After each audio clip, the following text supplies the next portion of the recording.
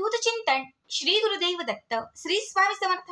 तुम्हा सर्वांचं आपल्या स्वामी शक्ती या चॅनल मध्ये मनापासून स्वागत आहे। स्वामी तुम्हा सर्वांच्या सर्व चांगल्या इच्छा पूर्ण करोत एवढीच स्वामींच्या चरणी प्रार्थना करते आणि आपल्या आजच्या या नवीन आणि सुंदर व्हिडिओला पुन्हा एकदा नव्याने सुरुवात करते।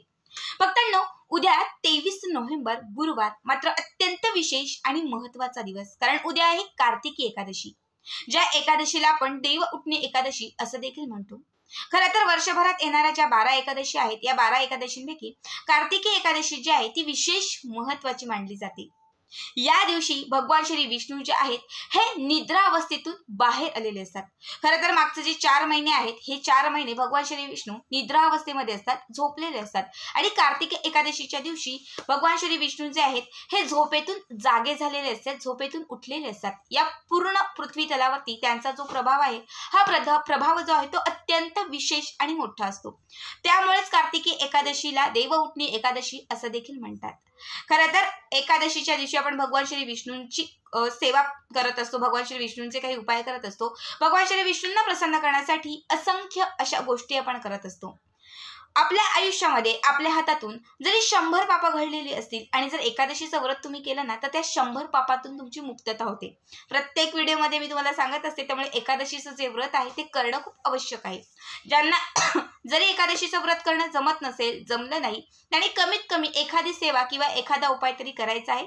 आणि असाच एक महत्त्वाचा उपाय मी तुम्हाला आजच्या या व्हिडिओमध्ये सांगणार आहे, जो उपाय तुमच्या आयुष्यामध्ये असलेली जी गरिबी आहे ती गरिबी संपवेल, घरात कितीही दारिद्र्य असेल दारिद्र्य संपवेल, व्यापार उद्योग व्यवसायामध्ये जे अडथळे येत आहेत हे अडथळे कुठेतरी दूर होतील, घराची, पतीची, मुलांची, व्यवसायाची प्रगती व्हायला सुरुवात होईल, इच्छित मनोकामना पूर्ण होतील, अडलेली जी कामं आहेत ती मार्गी लागतील। कुठलीही बाधा तुमच्या घरामध्ये असेल, कुठलीही बाधा तुम्हाला त्रास देत असेल, तर त्या बाधेतून तुमची मुक्तता होईल। आता उपाय काय आहे ते ऐकण्यासाठी आपला आजचा हा व्हिडिओ शेवटपर्यंत पहा, आणि जे कोणी आपल्या चॅनलवरती नवीन असतील त्यांनी लगेचच आपल्या चॅनलला सबस्क्राईब करा। कारण तुम्ही आपला चॅनल सबस्क्राईब केल्यामुळे मी पुढचे जे व्हिडिओ बनवेन ते सर्वात आधी तुम्हा सर्वांपर्यंत पोहोचतील।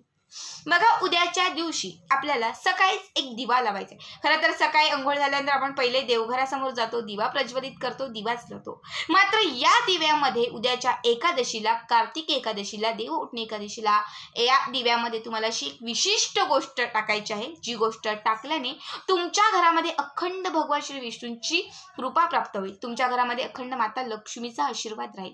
खरं तर ज्या घरामध्ये भगवान श्री विष्णू आणि माता लक्ष्मीचा आशीर्वाद असतो, त्या घरामधील जी लक्ष्मी ती कायम स्थिर असते। त्यामुळे सेवा करत असताना या दोघांची जर सेवा केली तर तुमची आर्थिक प्रगती जी आहे ती झपाट्याने व्हायला सुरुवात होते। घरात असलेला जो पैसा, धन जे काही असेल त्यामध्ये वृद्धी व्हायला सुरुवात होते। आता जास्त वेळ नाही घेता तुम्हाला सांगते, उद्याच्या दिवशी आपल्याला दिव्यामध्ये कुठली गोष्ट टाकायची। सकाळी लवकर उठायचे, स्वच्छ स्नान करायचं आहे, स्वच्छ वस्त्र परिधान करायचे, त्यानंतर तुम्ही उद्या जो दिवा लावाल तो शक्यतो मातीचा लावा। एकादशीच्या दिवशी, खरं तर उद्या जी एकादशी आहे कार्तिकी, या एकादशीच्या दिवशी दिव्यांचं जे महत्त्व आहे ते खूप जास्त आहे। उद्याच्या दिवशी बघा, पंढरपूर असेल, जिथे जिथे रामाचं मंदिर असेल, भगवान श्री विष्णूंचं मंदिर असेल, कृष्णाचं मंदिर असेल, वासुदेवांचं मंदिर असेल, अशा प्रत्येक ठिकाणी पूर्ण झगमगाट दिसेल, अशा प्रत्येक ठिकाणी असंख्य दिवे उजळलेले दिसेल। उद्याच्या दिवशी दिव्यांचं महत्त्व खूप खास आहे, आणि त्यात विशेष म्हणजे उद्या मातीची जी पंटी आहे त्याचं महत्त्व आहे ते खूप जास्त आहे। त्यामुळे मातीचीच पंटी तुम्हाला उद्याच्या दिवशी शक्यतो लावायची आहे। यासाठी काय करायचं आहे, तुम्हाला एक मातीची पंटी घ्यायची आहे, आजच घासून ठेवा, लक्ष्मीपूजनाच्या वेळेस वापरलेली पंटी घेतली तरीही चालेल। या पंटीमध्ये तुम्हाला 2 वातींची करून एक वात घालायची आहे, शुद्ध तूप घालायचं आहे, नसेल तर तेल घातलं तरीही चालेल। या दिव्याला 5 बोटं हळद कुंकू लावायचे आहे। त्यानंतर हा जो दिवा आहे तो देवघराच्या समोर ठेवा, किंवा देवघराच्या समोर एक चौरंग ठेवा, चौरंगावरती ठेवला तरीही चालेल। ठीक आहे। आता या दिव्यामध्ये तुम्ही जे तेल किंवा तूप घातलेलं आहे, या तुपामध्ये तुम्हाला काही विशिष्ट गोष्टी घालायच्या आहेत। आता त्यासाठी तुम्हाला एक वाटी घ्यायची, कुठलीही तुमच्याकडे चांदीची, तांब्याची, पितळेची, सोन्याची जी कुठली वाटी असेल ती वाटी तुम्हाला घ्यायची आहे। या वाटीमध्ये तुम्हाला काही गोष्टी सांगते, या गोष्टी तुम्हाला सगळ्यात आधी काढून घ्यायच्या आहेत। एक वाटी घ्यायची आहे, या वाटीमध्ये तुम्हाला 21 अख्खे तांदूळ घ्यायचे आहेत, 21 अख्खे तांदूळ घ्यायचे, 2 अख्खे कापराचे तुकडे घ्यायचे। त्यानंतर तुम्हाला यामध्ये अर्धा चमचा पांढरे तीळ घ्यायचे, अर्धा चमचे पांढरे तीळ घ्यायचे आहेत। त्यानंतर तुम्हाला याच्यामध्ये थोडीशी हळद घालायची, ठीक आहे. थोडीशी हळद घालायची. पुन्हा एकदा सांगते, तुम्हाला 21 तांदळाचे दाणे घ्यायचे, 2 कापूर घ्यायचे, अर्धा चमचा तुम्हाला जे पांढरे तीळ असतात हे पांढरे तीळ तुम्हाला घ्यायचे आहेत आणि त्यानंतर यामध्ये तुम्हाला थोडीशी हळद घालायची. हळद टाकून तुम्हाला यामध्ये थोडंसं गंगाजळ किंवा साधं पाणी असेल ते पाणी शिंपडायचं आहे आणि हे सर्व मिक्स करून थोडंसं चोळायचे. त्यानंतर तुम्हाला 5 अख्ख्या लवंगा, ज्या फुलवाल्या लवंगा असतात खडा मसाल्यात वापरतो, ह्या 5 अख्ख्या लवंगा आणि 2 वेलची टाकून त्याची मिक्सरला पावडर करून घ्यायची किंवा तुम्ही खलबत्त्यात कुठली तरी चालेल, फक्त जाडसर थोडीशी अशी पावडर असली तरीही चालेल. पुन्हा एकदा सांगते, 5 लवंगा आणि 2 हिरवे वेलदोडे, ज्याला वेलची इलायची असं म्हणतो, तर ह्या वेलचीचे 2 तुकडे तुम्हाला घालायचे आहेत आणि त्याची पावडर करायची. ही पावडर देखील तुम्हाला हे जे तुम्ही साहित्य घेतलेलं आहे वाटीमध्ये, म्हणजे तांदूळ, तीळ, हळद, त्यामध्ये तुम्हाला हे घालायचे. घालून तुम्हाला सगळं साहित्य त्या वाटीमध्ये मिक्स करायचे. मिक्स केल्यानंतर ह्या 3 बोटांनी थोडंसं तुम्हाला यातील हे साहित्य उचलायचं आहे आणि त्या दिव्यात घालायचे. घालत असताना विष्णू सहस्त्रनामाचं पठण करायचंय. जसं आपण श्री सूक्त म्हणत असताना कुंकू उचलतो, श्रीयंत्रावरती टाकतो आणि कुंकुमार्चन करत असताना श्री सूक्त म्हणतो, त्याच पद्धतीने थोडं थोडं तुम्हाला उचलत दिव्यात टाकायचं आहे आणि तुम्हाला विष्णू सहस्त्रनाम म्हणायचंय. ठीक आहे. विष्णू सहस्त्रनाम म्हणेपर्यंत हे सर्व दिव्यात तुम्हाला टाकत राहायचं आहे. टाकल्यानंतर दिव्यामध्ये टाकण्याच्या अगोदरही तुमची जी इच्छा असेल ती इच्छा तुम्हाला व्यक्त करायची आणि हे टाकून झाल्यानंतरही तुम्ही ज्या इच्छेसाठी हा उपाय, ही सेवा करत आहात, ती तुमची जी इच्छा असेल ती इच्छा तुम्हाला तिथे भगवान श्री विष्णूंना सांगायची. भगवान श्री विष्णूंचा फोटो असेल तर अतिउत्तम. समजा फोटो नसेल तुमच्याकडे, फक्त तुम्ही जर उद्याच्या दिवशी हा विशिष्ट दिवा भगवान श्री विष्णूंसाठी लावलात तरीही त्याचं जे पुण्य आहे, त्याचं जे फळ आहे, त्याचं हे जे फळ आहे ते तुम्हाला तेवढ्याच पटीने मिळणार आहे. ठीक आहे. हे सगळं करून झालं की त्यानंतर दिवा जो आहे तो प्रज्वलित, तुमचा आता ऑलरेडीच दिवा प्रज्वलित असणार आहे. दिवा जो आहे तो तुम्हाला दिवसभर प्रज्वलितच ठेवून द्यायचा आहे. अजिबात मध्ये विझू वगैरे द्यायचं नाही. दिवा समजा चुकून विझला तर घाबरण्याचं काही कारण नाहीये. विझतो कधीतरी, मनात शंका अशंका अजिबात आणायच्या नाहीयेत.